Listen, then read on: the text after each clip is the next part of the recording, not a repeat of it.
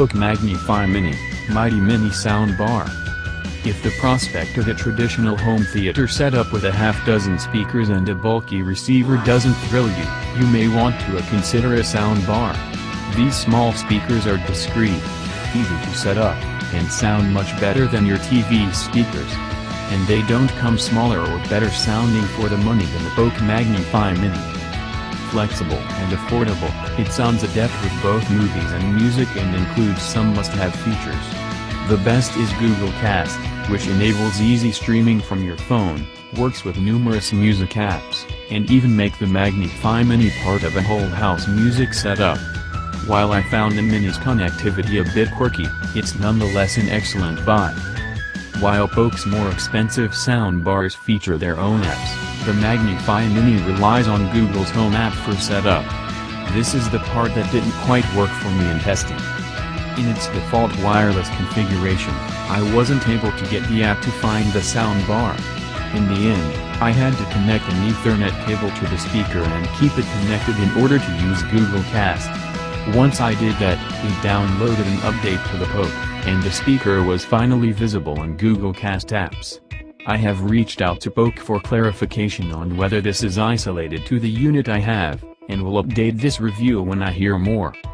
When buying a soundbar like this, you can't expect it to sound as good as a pair of dedicated speakers, but the Polk does do a terrific job of transcending the confines of the tiny cabinet. Those side-firing speakers actually work. Using Google Cast to stream high-res music from a Samsung Galaxy S6, $224.99 at Amazon.com, phone, the Polk had a very open sound when I listened to Steven Wilson's jangly Hand Cannot Erase. The airy guitar and vibraphone transcended the physical boundaries of the speaker, making the soundstage seem much larger. The subwoofer added low and heft when the rhythm section kicked in. By contrast, this Voxic voice sounded small and enclosed when I compared the two directly. There was no bass to speak of on the subwoofer, less Vox, and the Sonics lacked the drama to track demand. With movies, the MagniFi pulled past this Vox again, in both scale and involvement. The rooftop chase scene from Spider-Man 3 was captivating when heard through the Polk. Each thump as Peter Parker's body connected with one building after another was brutally conveyed, while at the same time the soundstage was wide and open-sounding. Only the full bassy roar of the Green Goblin's jets as they point directly at the viewer came off sounding a little anemic.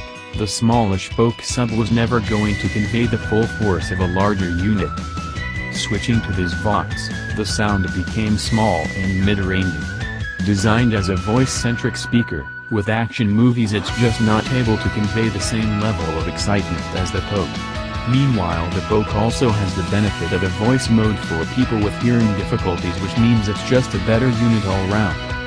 At a mere $300, the Polk MagniFi Mini is one of the best soundbars we've heard for the price, and is certainly better than this Voxic voice.